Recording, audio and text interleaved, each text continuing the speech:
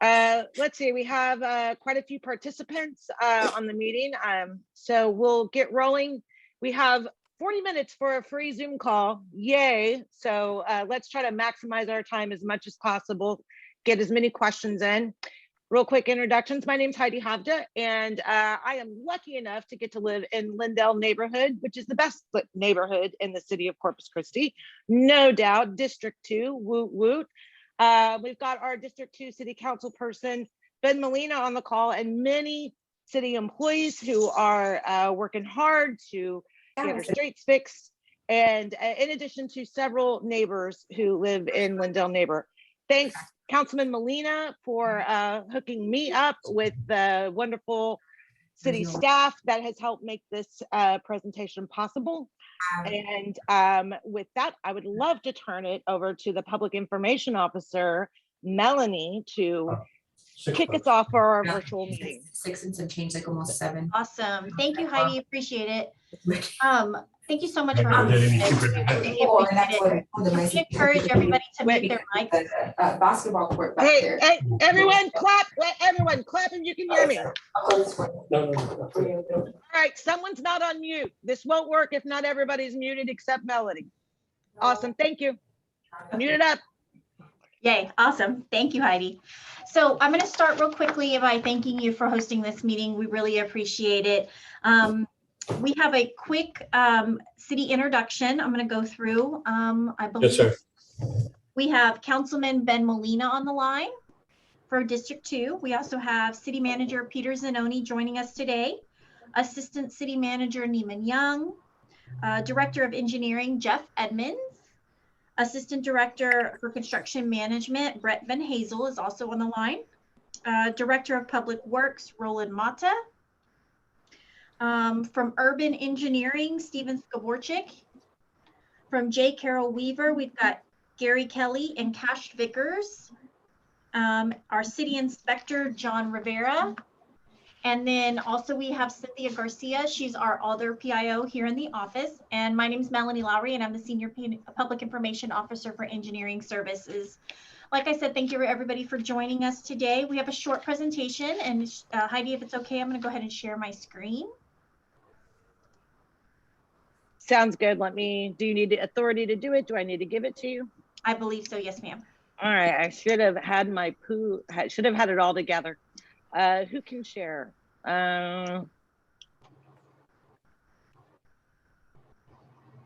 Okay, you should be able to have it now. Oh, okay, awesome. Let me know when you can see it. I can see it. Okay, perfect. I'm going to turn it over for a short presentation to Brett Van Hazel. He is our Assistant Director for Construction Management, and he is overseeing this project. Let's see. We ready, Melanie? Yeah, I think so. I'm trying to switch slides. Let's see. Okay. Maybe. Are you ready?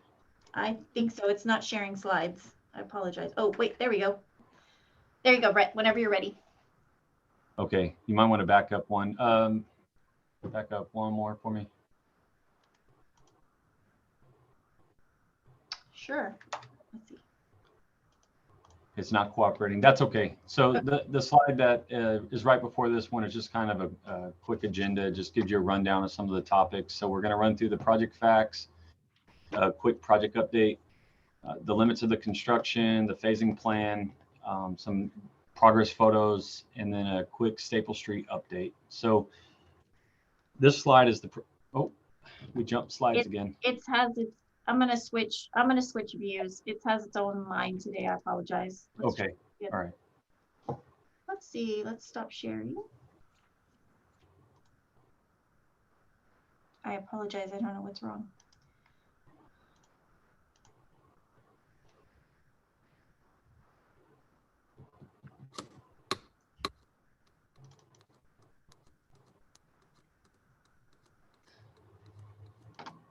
Okay, so while Melanie works that out, so briefly on the project scope, this is a full reconstruction of the existing roadway from Texan Trail to Indiana Avenue.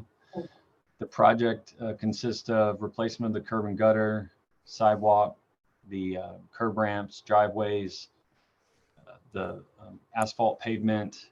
We'll put in new striping. There's some new lighting improvements as well as street signage. There's 4 phases for the project, with the fourth phase having 2 subparts, an A and a B. There we go. The contract was awarded to J. Carroll Weaver in the amount of $7.1 million. We do have Urban Engineering supporting this as the engineer of record. The duration of the project is 24 months. We started this back in August of 2020, and we're currently on target to complete this August 2022. If you want to go to the next slide, Melanie. Yes. Nope. No, we don't. There we go. Okay. So as I mentioned, we have 4 phases. Phases 1 and 2, as you can see on the screen, the limits for phase 1 was Swantner from Indiana Avenue to Ralston Avenue. That work has recently completed, as well as the section on Chamberlain Street from Reed Drive to Swantner. And then the small section on Swantner Drive between DeForest Street and Vakey Street. And I apologize if I'm not saying that right. I haven't heard it said before, but so those sections are complete. We've just transitioned over to section 4A, which is in between phases 1 and 2. It's that section between Ralston and DeForest Street. So for you that live in that area, you've seen that the traffic control set up, the roadway has started being torn up, and that area is blocked off. They're also working on the phase 3 section, which is from Reed Drive to Swantner Drive off of Glazebrook Street, and then the section of Swantner Drive from Glazebrook Street to Texan Trail. And they're currently working on piping, curb, gutter, etc. in both areas. And actually, before I jump, I want to ask Gary, Kelly, or Cash, can you give us a projected completion date for phase 3? We should be paving phase 3 in about the 1st to 2nd week of March and be out of phase 3 mid-March. Okay, great. Okay, great. And then as I mentioned, phase 4A, they are about to start really taking control of that space and working.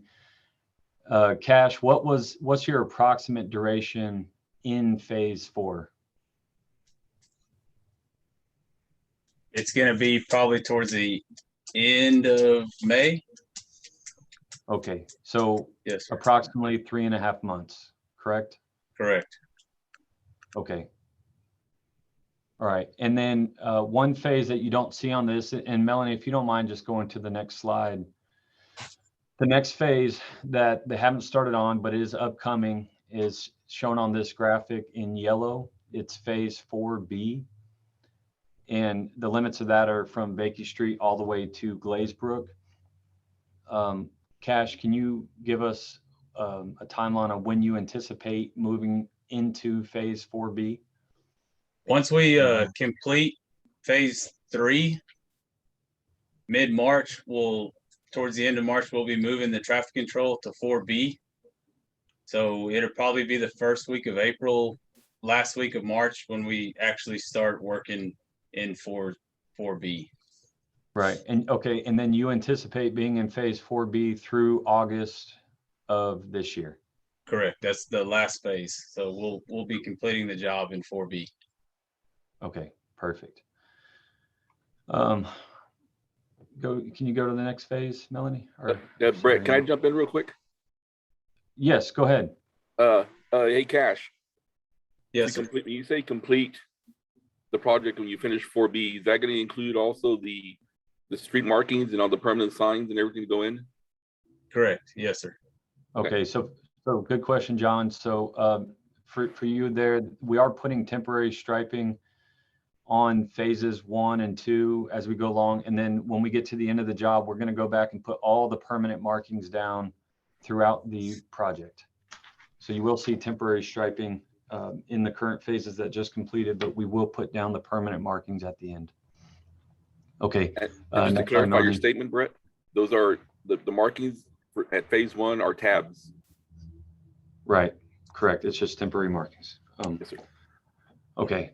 The next one is just some progress photos from phase one. This is, the next slide is, go ahead, Melanie. This is from phase two. So this is the Chamberlain Street from Reed down to Swantner. And then the next slide, this is the phase three. This is over on Glazebrook from Reed heading back towards Swantner.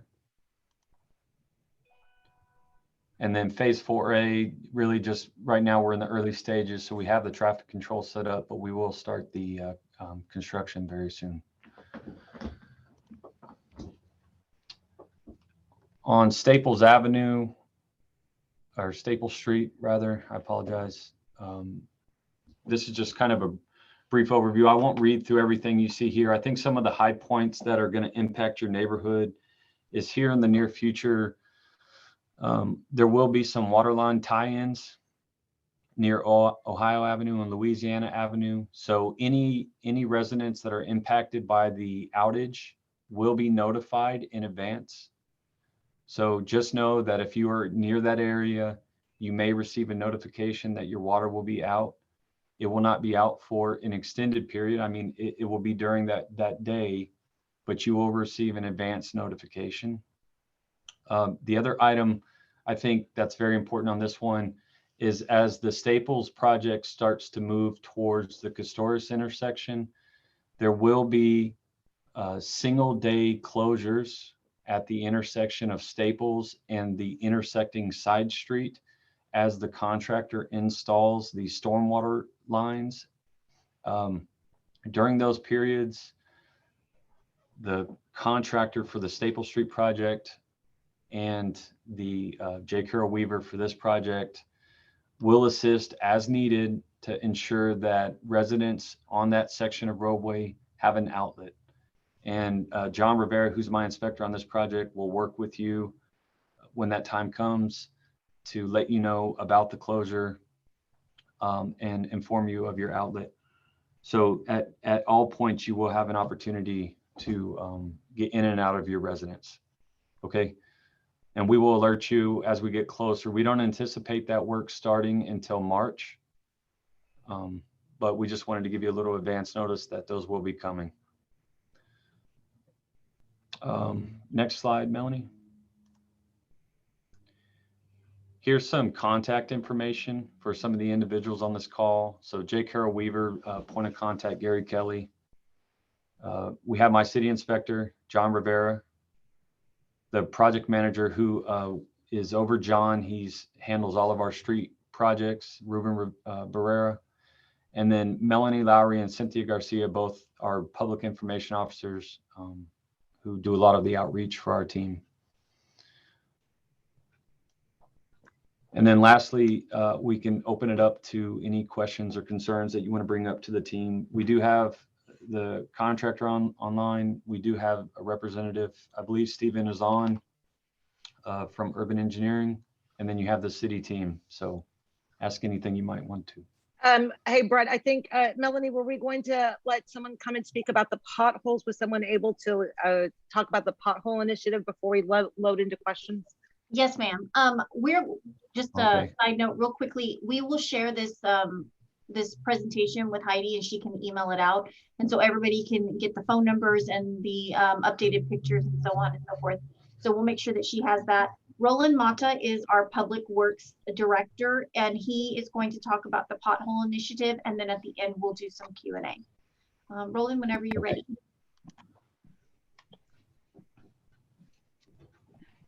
We have been working since January the 10th and trying to do all of the backlog for all of the neighborhood streets within Lindale. We are working closely with our contractor. We're actually working 7 days out of the week currently. With weather delays, we had some weather delays where it dropped below 56 or below 48. That we could not work.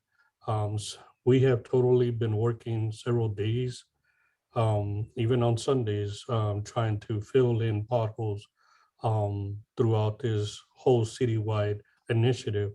It is called Pothole Square, or I'm sorry, it is called SOS Square. Basically, it's a initiative throughout the city for doing pothole repairs. Now, potholes are to remediate any hazards within the streets. They're not a fix for all of the pavement conditions there are in the street.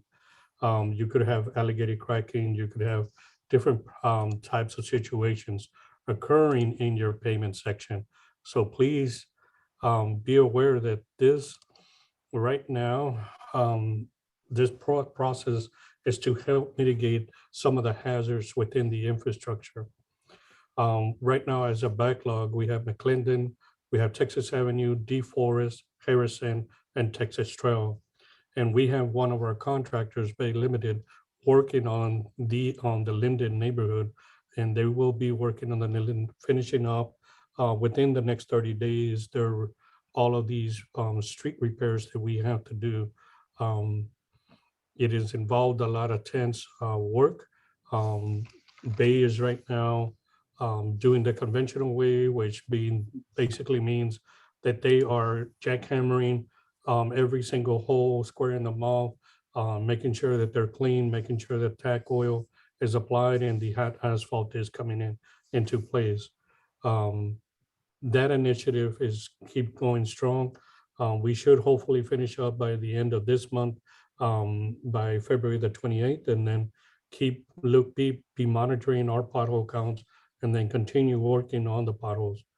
It is a situation that occurred that recently got more exposure, but just because of the pavement, what I'm gonna say, lack of payment, rehabilitation and maintenance that didn't occur in the last 2 years. Our IMP has come up and we are doing more rehabs. We do have Chamberlain, Texas Avenue and Ponder Streets on our future IMP projects. Chamberlain, Ponder and Texas Avenue are both on the IMP for total reconstructions for RSRPs to get reconstructed. So we will work with Brett's team and the engineering services team, trying to get those designs and then get them in construction as well. Some of these projects are already on it's listed on the IMP. If you go into the Corpus Christi's website, look up under Public Works, you have a site there for all future IMPs. You could look at a map and it tells you in your neighborhood what streets are being done, what streets are planned out for the next 5 years, and then go from that point on. So I await if you have any other questions or concerns that you may have regarding the pothole initiative and what other street maintenance activities are you looking at throughout your neighborhood. And Heidi, I can share with you that website that you can share with your neighbors right after this, and you can email it out. We'll make sure that you guys have access to that. That's perfect. Great. Okay. Now we're going to open it up to neighbors. I'm going to start because there was a neighbor who couldn't make the meeting, but she asked for a specific question. So, and we just heard about Ponder, and that is kind of like a little side street in our neighborhood that doesn't really have any outlet. And there's a woman who lives on Ponder and is concerned about the street construction blocking her in, particularly whenever it's between, not necessarily Staples and Swantner, but Swantner to where Ponder curves around and hits Harrison Street. Brett or anybody on the construction project, can you make sure that they're going to have that section of Ponder is going to be able to have an outlet in and out? Yeah, every single road that connects to Swantner will always have an outlet, and I believe we've moved past that intersection, but at all points there will have an entry and exit point into their neighborhood.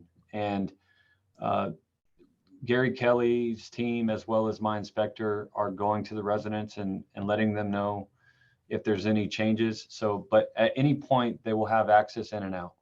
That's Okay. Okay, that will great. Thank you. I have a couple of more questions. Regarding, y'all mentioned in there that y'all talked about notifications that y'all are gonna, like when there's tying into a water line, there's gonna be water shutoffs, you're gonna give notifications. In the neighborhood page, a couple of times, some neighbors have commented that wasn't noticed, or they didn't get a notification, or the confusion about these notifications. Can you talk a little bit about the notifications? Do you send them via email? Do you, I know Melanie does a good job of posting them on our page, but is there, like, does somebody make a notification, a paper notification, and send it to their door? Is it mailed to them? How far in advance do you give warning for these things? I think clearing up the concern about notifications would be helpful. Gary or Cash, would you like to talk about the process you guys have implemented? We put out door hangers prior to shutting off any water. The times that the water has been shut off and no one got a notification. I know there was a few times in phase 2, and the issue with that was the line that we were tying into was an old brittle line, and it continued to leak. So we ended up having to go further back than we anticipated. But for the times that they weren't notified, I'm pretty sure those are the few times. I think it happened 2 or 3 times, but it just bust, and we didn't really know anything about it, and we just kind of scrambled to get it fixed. So under best case scenarios, like, is it like y'all send out a notification 48 hours before there'll be an event or incident that the neighbors need to be notified a week? Like, what typically can people expect that kind of lead up time to be? We usually put out a week before and then 24 hours before. Cool. All right, thank you. And then my last question is, and this is actually my question, and part of this is because I find myself pulling out of Staples a lot. Almost everyone in Lindale goes to Santa Rosa for their breakfast tacos in the morning. That's a very important part of Lindalian life. But a lot of times the heavy equipment and the heavy machinery, or sometimes even city employee trucks, are kind of parked in a way where when you're trying to pull out, turn left in particular, but even with the lanes being down too, right, your sight lines are completely obstructed. And sometimes it can happen just for a few minutes because, you know, a contractor pulled up on the site and is talking to somebody who's out of the way. But sometimes these heavy machinery equipment or trucks are there all day. I worry about sight lines when I'm turning left and trying to take my son to school very often in the morning or go to work. Is there anything that we can do to kind of be aware of the sight lines as people are trying to go up and down Staples in particular, since it's such a main thoroughfare in our city? So that's really not something for J. Carroll Weaver, but that is a good point. We can have a conversation with our contractor, Bay Limited, who is working on the Staples project, and ask them to the best of their ability to locate their equipment or trucks as close to the curb line as possible, so it'll allow you some flexibility to pull up to the edge of the traffic control so you have a better sight line. That may not always be possible because the majority of the work that they're doing is actually closer to the middle of the road. But I think to the extent possible, we can, you know, definitely ask them to move over. You know, and that is a unique situation. I do understand what you mean. Aside of that, I don't know what else we could do for you, but I think that's a reasonable request to see what we can do to open that sightline up for you, especially in those. I appreciate that. I just general Yeah. neighborhood safety. Okay, those are my questions. Are there any other neighbors who would like to ask a question? I realize it could get kind of crazy and chaotic in this moment. So someone speak first. Okay, Mark and Yep. Carolyn, right? Yeah, do y'all have some questions? Just a comment and a question, really. We live on the corner of Swantner and Sorrel, and I'm not sure we've ever seen any kind of a notice here at the house about when something is going to go on. And I think the reason is probably our door, it actually opens onto Sorrel, which is right on the edge of the project. If we could just make sure when they hang door hangers, that they take that into consideration. There's not a door open that opens onto Swantner, but Sorrel is right around the corner, and just matter of stepping another 20 feet to get to the door. The question is, it sounds like from what I heard, there will always be a way to get out. We've got a 93-year-old here in the house that makes pretty constant visits to the doctor. How do we find out how that way is? This last weekend, for example, it was a real challenge to get out because we woke up to blocked streets and there was no way out. Hey, Mark, can you, when you say that they were they blocked at, on Staple Street as well? No, it was a matter of getting off. We are on Swantner between Sorrel and the forest, and there was no way out to get to Staples or Alameda. Finally, somebody moved the one of the barriers on Chamberlain. It would have been Chamberlain and Swantner. They opened a way out, but before that, we couldn't get out of the neighborhood. Our house Yeah, faces. Brett, Coral, I'm but- aware of this. And Mr. Lozick, you have the ramp at your house, is that correct? Yes, we do. Yes. Yes, okay. Yeah, We're I was actually under speaking, the chart. Yeah. right. The contractor and myself, I was driving through there today, and I believe I saw you outside, and I was trying to get a hold of you so I can get a better idea of your schedule. This is John, the inspector.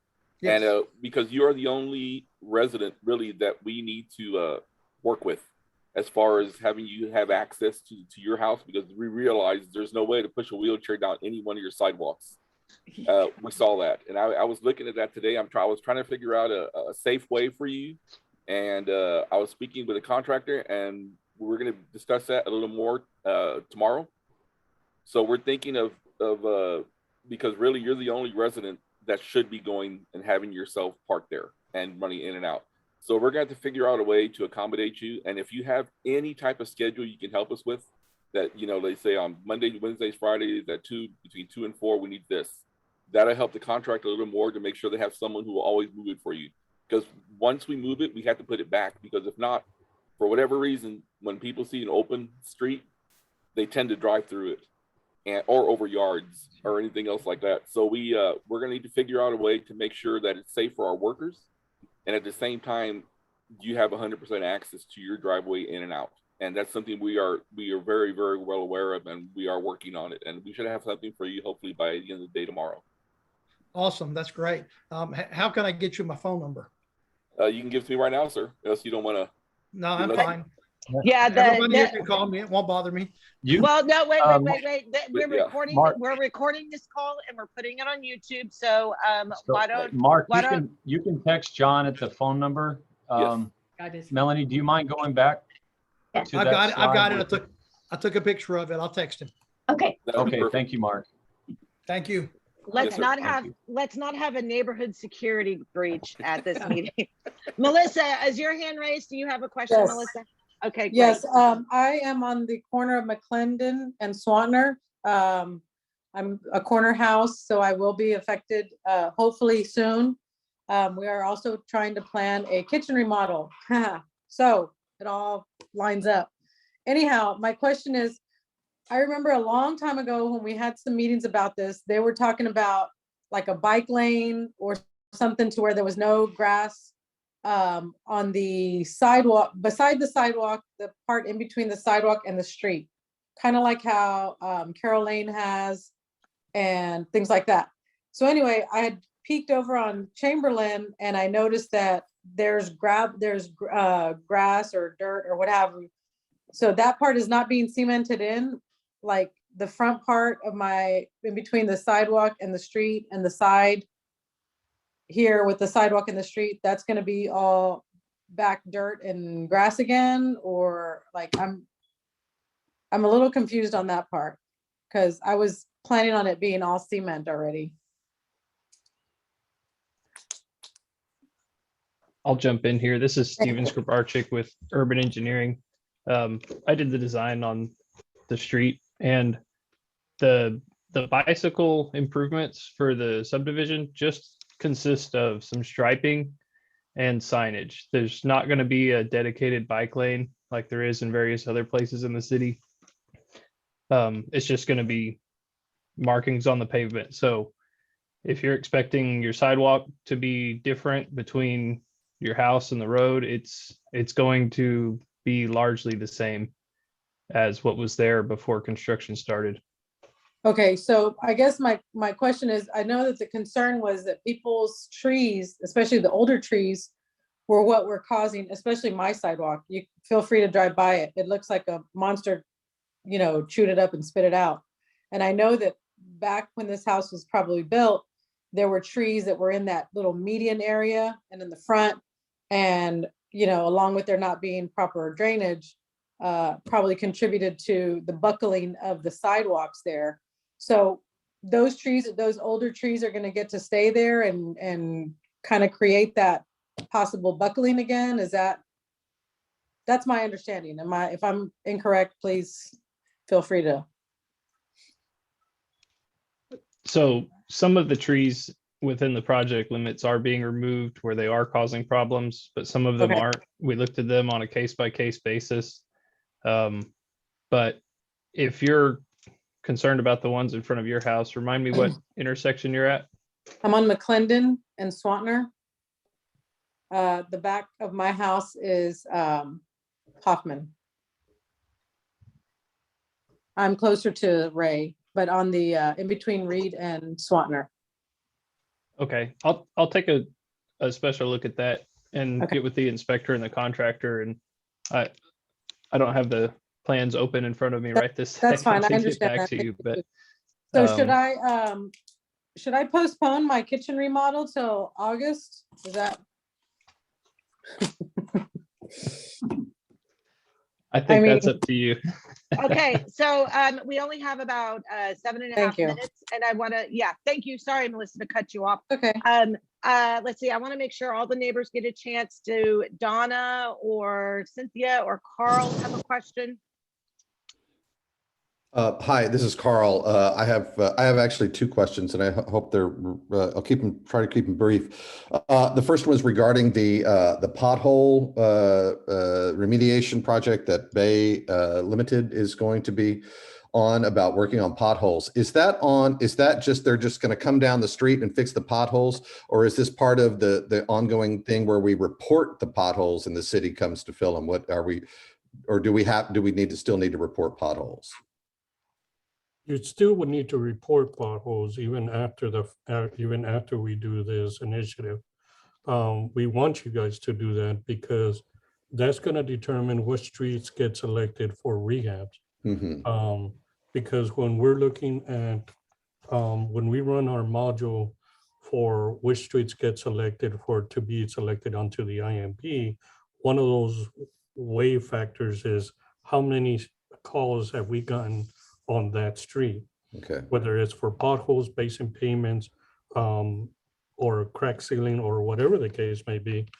We tend to take a look at that information, and that could outweigh one street to the other. Okay, thank you, Roland. A follow-up to that, if we're reporting these, is it even worth our time if we're going to have heavy equipment rolling up and down the streets and tearing up, these that are not built for the loads that those do? Is that even worth the expenditure of our time to report them and the resources to fill them if they're just going to be run over by heavy equipment as they're accessing Swantner? Well, I'm hoping that Brett has a way in and out off on Swantner and tries to minimize the impact throughout the neighborhood, because that's definitely something that happens in any construction activity. You do have to have a point of entrance and a point of exit, but nevertheless, potholes should be repaired no matter if there is construction or not construction. Okay, So thank you, please Roland. continue calling it in. Okay, appreciate that. So Carl, Yes, sir. Carl, just to address that, so the contractor should not be driving on any of those side streets. The only exception may have been Chamberlain Street because we were actually doing construction on it. So I would encourage you, if you happen to see any construction vehicles driving up and down any of the side streets, I would encourage you to call John Rivera and let him know so that we can rectify it. Now, it's happened during this process, and we've notified J. Carroll Weaver, and they've, to the best of my knowledge, tried to rectify that. But If you see it, I would encourage you to let John know. Okay, thank you. Real quick follow-up or related question. I'm looking at the phase 4A. I'm glad this map is up. And my understanding is that's going to go, that street is going to be completely replaced and dug up and That's down. correct. Okay. Well, they just recently just dug a trench and looked like they laid a water line and then covered it back up. And that, it seems to me that that's kind of what happened there. That seems to me that if they're about to dig up the street, why was that particular thing done at that particular time? There's a long trench. It looked like a water line from about DeForest to Ralston. Up Swantner. Right. Cash will address that. We lay all of our water line and stormwater first, and then we'll go in and cut out the road that's currently there and the sidewalk, driveways, curb and gutter, and replace it new. But we do all the deeper work first, which would be the water line and the stormwater. Okay. And All right, what you'll see now is the stormwater will start in that phase now. Okay. Thank you. Thanks everybody for your time this evening. I sure do appreciate the city staff. Yes. And the contractor representatives. Yes, thank you. Okay, so we got 3 minutes. I don't know if we have time for one more question, but I would like to say that if anybody who's on the call and would like to have additional questions, or if someone's watching this YouTube video once we post it on the page and has questions, Melanie, do you want to like flash up that page one quick with everybody's contact information on there? I've found Melanie beyond helpful and beyond excited to help us and answer questions. She's been very active on our Facebook page. So feel free to reach out to Melanie. She's the public information officer for this project, and she's super wonderful, super nice to help. Oh, do I need to give you presenting abilities again to do the thing that I said? There you go. Them up. Are we good? It was Okay. just a little slow. I had to think. And Okay. yes, if you have any questions, comments, concerns that we did not address today, if you need help with anything that has, even if it has nothing to do with engineering or public works, roadways, you just have a question about your trash cans or whatever, email us, email me or Cynthia. We will troubleshoot it for you. We'll get you to the right person. We want to make sure that we are doing good service for you and your neighbors. So do not ever hesitate to reach out to us. If we can't answer the question, we will find someone who can. Awesome. Thanks again to everybody. Hey, Councilman Molina, you want to bring us home? You want to close us out here? Definitely. I think I'll have to talk like an auctioneer with the time that we have here, but city staff, thank you all so much for taking time out of your day, your evening to do this presentation. And Heidi, thank you for your help with setting all this up. Construction staff, you guys are doing a phenomenal job. Thank you. Please continue with the communication with the residents and of course the staff. That goes without saying. And to the residents, you have pertinent contact information for this specific project. Anything outside of that I can help with, please feel free to reach out. My email address is ben.molina@cctexas.com, or you can reach me by cell 361-271-4393. You can call, text, either one. But that's it. Thank you all. Have a good evening.